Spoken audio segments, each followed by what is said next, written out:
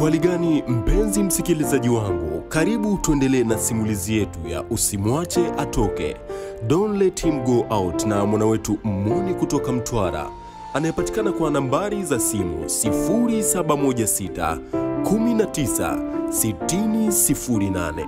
Imani yangu ni kwamba umefuatilia sehemu ya 12 na umeelewa kinaga ubaga kile kilichokuwa kinaendelea. Sasa tuendelee kwenye sehemu ya 13 pale tulipoishia. Msikilizaji wangu, kwenye sehemu zilizopita tuliachia njiani kisa cha Emmanuel pamoja na Doto.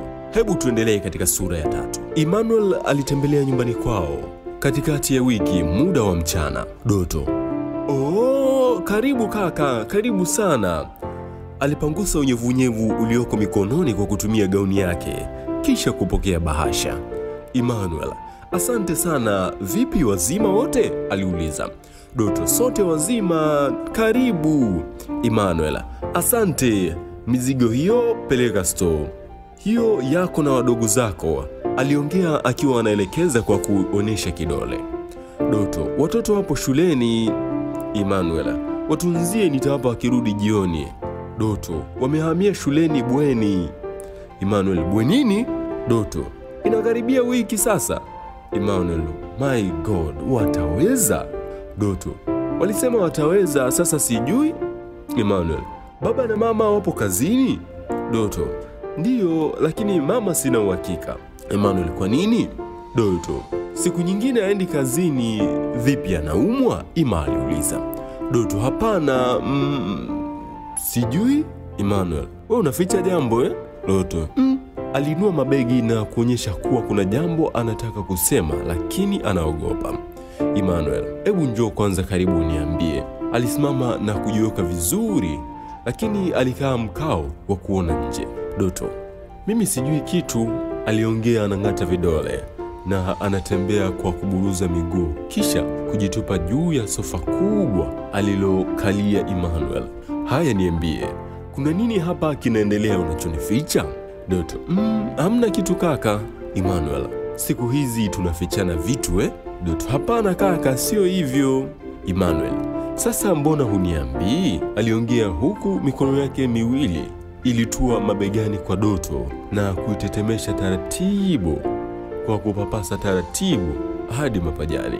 Doto alikaa kimya, anashangaa tu. Emmanuel, niambie mtoto mzuri, unanificha vingapi mama? Kama ya humu ndani unanificha, aliongea taratibu kwa sauti ya ngurumo na kumvuta upande wake kwa kumshika mapaja.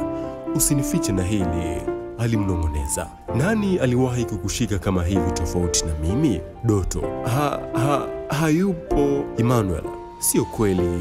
Hata hivi anasugua ndevu zake kwenye sura ya Doto hadi shingoni. Doto alijaribu kutoa neno, kwa bahati mbaya sauti haikutoka. Emmanuel aliinua shingo kuona nje kinachojiri na kumwona za moyoni yupo getini anasinzia tu. Alirudisha kichwa haraka na kuanza kupeleka mikono ndani ya shati la Doto. Alifanikiwa kutomasa matiti kabla hajapata upinzani kidogo, sababu binti alizuia alichotaka kuendelea kwa madai ya uoga na aibu. Emmanuel, niachie kidogo niguse tu, alipenyeza mkono wake kiujanja ujanja. Mbona ya moto hivi? Vipi, unaumwa? Doto alikataa kwa kuinua mabega. Emmanuel, mbona sasa yana joto hivi? Nishike mimi kifua changu uone kama kinaweza kuwa cha joto kama chako. Doto alijaribu kutaka kumgusa Emmanuel lakini alisita, na ndipo Emmanuel alichukua jukumu la kuchukua mkono wa Doto na kugusisha kifua chake. Alifungua vifungo kadhaa na kumvuta Doto kisha kumlaza kifuani kwake. Ilikuwa ni jambo rahisi kutomasa matiti machanga yaliyosimamisha chuchu kutokana na fadhaa aliyoipata yenye chembe ya uoga. Doto, kaka, niachi, Emmanuel alimkatiza kwa kutumbukiza ulimi wake na kuanza kupata denda. Doto alifurukuta kujaribu kujiondoa baada ya kuona sasa hamna utani hapa. Alisema, lakini nisamehe, nitakuambia.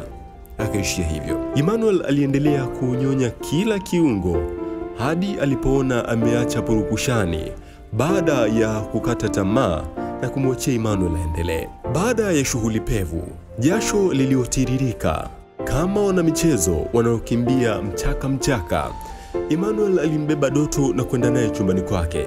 Baada ya kufika, Emmanuel akamwambia, "Shukran mpenzi wangu." Doto akiwa akajiviringa shuka na amefadhaika, machozi yanamtiririka akiwa haamini kilichotokea. "Umeniumiza kaka," alisema.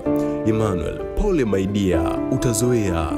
Leo tu, siku nyingine utafurahia na utakuwa unapiga simu mwenyewe kuniita." Doto, Emmanuel, ndio hivyo sasa, nenda kaoge na mimi nakwenda kuoga pia. Nimekuoshia hita. Leo nitakusaidia kupika na kazi nyingine zote. Sikia, fanya hivyo wasikukute hivyo. Hii ni siri, asijue mtu mwingine zaidi yetu mimi na wewe. Umesikia mama?" Doto akajibu, "Sawa." Emmanuel alimsaidia Doto kuinuka kitandani na kumpeleka bafuni. "Natoka wasije wakatukuta huku, itakuwa noma. Lakini natamani nikuogeshe." Doto alitabasamu tu. Emmanuel alikwenda kuoga na kuanza kupika chakula cha usiku na kuandaa vitu vingine. Waliporudi wazazi wao, Doto alijifanya anaumwa tumbo na amepewa dawa na Emmanuel. Hayupo aliyepata shaka juu ya hilo, sababu ya uaminifu aliyojiwekea katika kutunza watoto na kusaidia kazi za nyumbani. Emmanuel anarudi chuoni na Josephat anamwambia, "Mwana, siku hizi sikuelewi ujue." Emmanuel, "Vipi tena?" Josephat, "Usomeki kidogo tu home, au mirupo yetu siku hizi naona hakunaga. Vipi, umepata chimbo nini? Mama siku hizi mabingwa wa kumodoa." Emmanuel, "Hamna kitu kama hicho, bali home hakuko poa. Hata wadogo zangu wamepelekwa boarding." Josephat, "Kulikoni? Pole sana." Emmanuel, "Sio issue sana. Kikubwa mdingi kaharibu, kapata demu, alafu mother ikashtukia chezo. Sasa utadhani Sudani ya Kusini. Muda wowote lolote laweza kutokea. Sasa ikiwepo wanajifanya kuzuga kama hamna lolote, nami najifanya sijagundua chochote." Josephat, "Da, pole sana. Ndio maisha yatakwisha." "Vipi kale kadada, kapopoa kinyama? Siku hizi unaweza ukapotelea, amekuwa mkubwa." Emmanuel, "Utakuwa uendi tena na mimi home kwa kauli zako hizo." Josephat, "Jealous. We yule ni dada yako, na wenye dada hakosi shemeji." Emmanuel, "Utachinjwa na uroho wako." Walicheka. Asubuhi nyumbani kwa mkwasi, Zaina alitoka chumbani anaelekea kazini. Anasikia sauti inatoka upande wa bafuni. Zaina, "Nani tena huyo? Mbona kama sauti ya mtu anatapika?" Alisimama kusikiliza vizuri na kujiridhisha ni kweli. Alifungua kwa haraka mlango wa choo na kuingia ndani. Alimkuta Doto kainamia sinki ya kunawia mikono, ameshikilia tumbo. Alimrukia na kumchapa kibao shavuni. Pa! Doto aliyumba na kushika ukuta wa choo huku anaendelea kutapika. Doto, "Mama, nakufa." Zaina, "Mshenzi mkubwa we, kufa, tena kufa na uoze. Siku zote ninahangaika mimi duniani sipo wala ahera. Kumbe sababu ya kinyango wewe." Alianza kumkaba koromeo, kumng'ata meno kuonyesha jinsi alivyochukia na uchu wa kutoa roho ya binti huyo, sambamba na kuhakikisha anamfikisha kuzimu kwa mikono yake. Doto, Mama, utaniua, nisamee." Zaina, "Wewe ulipokuwa unafanya ushenzi wenu, ulidhani sitajua Na kuuliza mshenzi wewe, kwanza sitakiwi kukuua haraka, ili ukifika mbinguni wajue wewe ni malaya mlavya watu." Alimburuza na kumbamiza ukutani, akitanguliza kichwa na kudondoka hadi chini puu. Damu zilimtiririka toka puani na mdomoni. Doto, "Mama." Zaina alitoka nje ya choo na kurudi tena mbio, kuanza kumkokota kama mzoga haramu kwa kumshika mguu mmoja hadi koridoni. Doto alikuwa amechafuka, damu zilizomwagika na maji mwili mzima. Alitoka na kufungua mlango wa nyumba na kutoka nje kuelekea kwenye gari, na baada ya kufika aligundua limefungwa na funguo zimo ndani chumbani. Kabla ya kwenda chumbani, alisita kidogo na kuelekea jikoni ambako alitoka na jambia. Wanatumia kuchalanga pindi wanunuapo kitoweo kwa wingi. Zaina, "Hili ndio itakuwa mwarobaini wako wa jambo hili? Nadhani nafuga mtoto, kumbe mtoto wa nyoka." Yaani haka ndiko kaninifanya mimi nisiwe na raha na ndoa yangu. Nimekaa mbali na wanangu sababu yake. Sasa atanitambua na malaya mwenzie nitamsubiri hapa hapa ili amle nyama vizuri hadi amalize, labda ataridhika. Wapumbavu wakubwa. Aligutushwa na za moyoni aliyekuja kujua kulikoni, kwa kuwa alisikia sauti za ukali na nyingine ndogo ya malalamiko. Alijaribu kufungua mlango, alishindwa na kupata upenyo pale Zaina alipotoka na kwenda kufuata kitu kwenye gari. Za moyoni, utafungwa mama, hiyo ni kesi. Tafadhali usifanye hivyo, punguza jazba. Kama amekukosea sana, ni heri umrudishe kwao, lakini sio kumuua. Tafadhali na kuomba. Zaina hakuongea neno zaidi ya kumunyoshea kidole cha tahadhari, kaa pembeni. Za moyoni alijua endapo watafanya mchezo, atamkosa mtu anashuhudia na kuwa shahidi namba 1 katika kesi ya mauaji. Na vile anakujua vizuri magereza, alimrukia Zaina na kumpiga ngwara juu kwa juu ili aweze kumwangusha chini na kufanikiwa kumnyang'anya jambia, lakini tayari kasha kita katika mkono na kuanza kuvuja damu kwa wingi. Alijikaza kiume na kufanikiwa kumsukumiza Zaina chumbani kwa Doto, sababu ndio chumba kilicho karibu na mlango wake ulikuwa wazi, kisha kuweka komeo kwa nje. Za moyoni alimbeba mgonjwa hadi nje. Alichukua moja ya mashati yake na kulitumia kufunga mkono wake kuzuia damu kuendelea kutoka kwa kasi. Alimpigia simu bosi wao Bwana Mkwasi. Bila hajizi alifika haraka. Walifikishwa wote hospitali na kupata matibabu. Zaina alifunguliwa, lakini hakuonyesha kujutia kosa zaidi ya kujiapiza kupoteza maisha ya Doto na mimba yake. Ndipo atakapomaliza Mkwasi, kisha kujimaliza yeye mwenyewe. Walihisi amechanganyikiwa, nayo walimpeleka hospitali kupatiwa matibabu. Zaina, tukirudi nyumbani tu wembe ni ule ule, alijisemea. Baada ya siku 3, Doto aliruhusiwa na kubakiwa na majeraha usoni na kichwani. Zaina alijifanya hana tena mawazo ya kumdhuru Doto na alikuwa anamhudumia vizuri. Kumbe alikuwa chui mwenye kujivika ngozi ya kondoo. Mkwasi alikuwa anasubiri wagonjwa waimarike afya, ndipo ahoji kiini cha kisanga kile.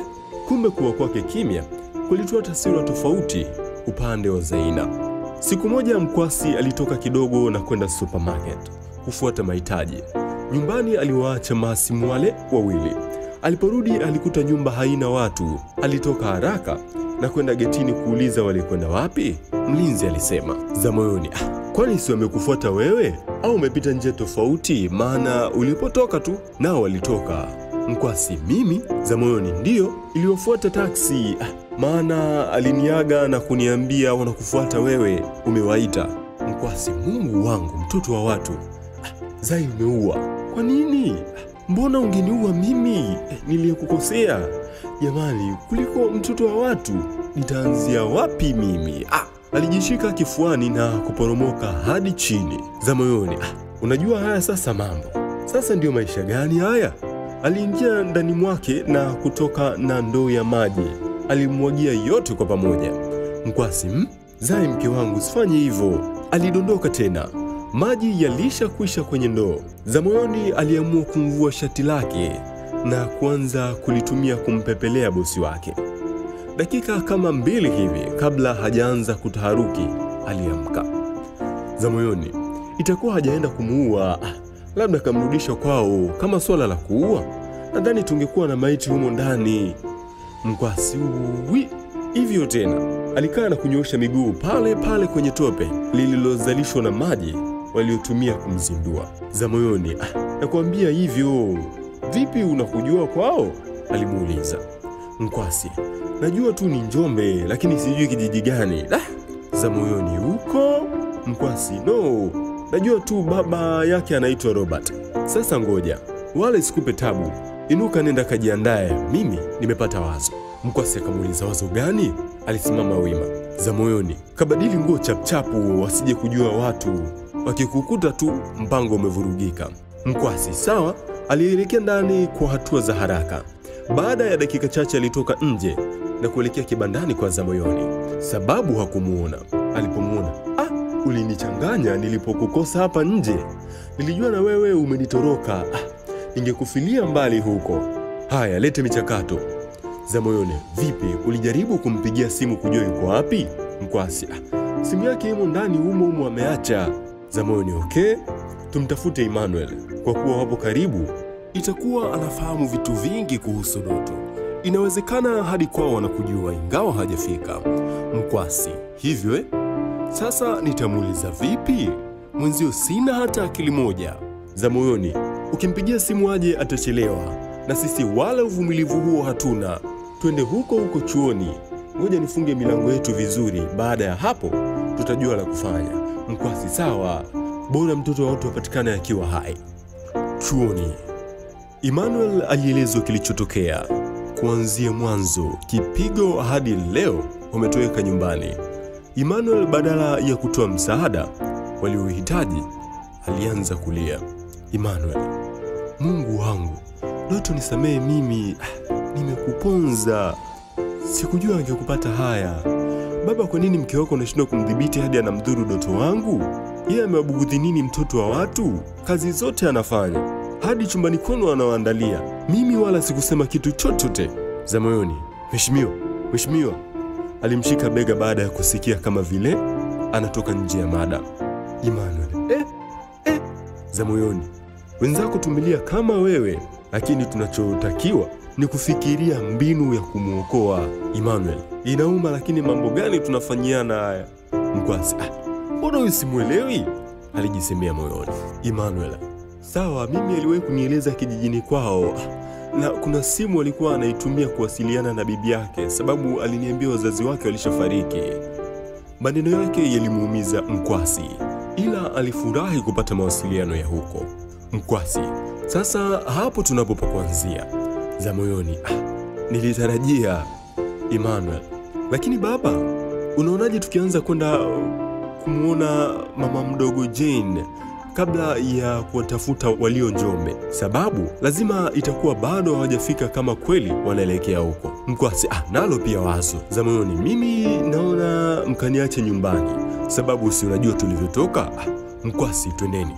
Walikubaliana wamwache Zamoyoni nyumbani, Emmanuel na baba yake waende kumuona Jane na kufanya naye mazungumzo kabla ya kutoa taarifa polisi. Ilikuwa imeshatimu saa 10 alasiri. Hayupo aliyepata hata kifungua kinywa. Emmanuel alikuwa na lecture tangu saa 1 na alitegemea kupata lunch. Mkwasi naye ndio kwanza alifuatilia futari, ndipo aliporejea na kukutana na masaibu hayo. Nyumbani kwa Jane walimkuta yuko sebleni anaangalia sinema za Kikorea. Jane, karibu, aliwakaribisha kwa dharau. Mkwasi, asante mama watoto, tumekaribia. Jane hakuonyesha uchangamfu kama ilivyo desturi yao. Yamkini aliwapandisha na kuwashusha kama vikaragosi. Wote waligundua jambo, lakini walijikaza, sababu walitamani kufahamu madharau yale yalisababishwa na nini. Ni lile lililowapeleka au kuna jingine? Walijitafutia pa kuketi na kujitupia. Kama wasingekuwa na shida kubwa ya kunyaliwa huko, basi wangaliondoka bila kuaga wala kuangalia nyuma. Lakini watafanyaje? Msikilizaji wangu, imani yangu ni kwamba bado tupo sambamba kwenye tamthilia hii ya Usimwache Atoke, Don't Let Him Go Out, ya mwana wetu Muni, ambaye ndiye mwandishi na mtunzi wa tamthilia hii kutoka Mtwara. Anapatikana kwa nambari za simu 0716 19 6008, ikiletwa kwako na Jmark Production. Mimi ni msimulizi wako Mesful Munuo. Usisahau kusubscribe na kucomment kwenye chaneli yetu ya Mwana Muni. Mpaka wakati mwingine, bye bye.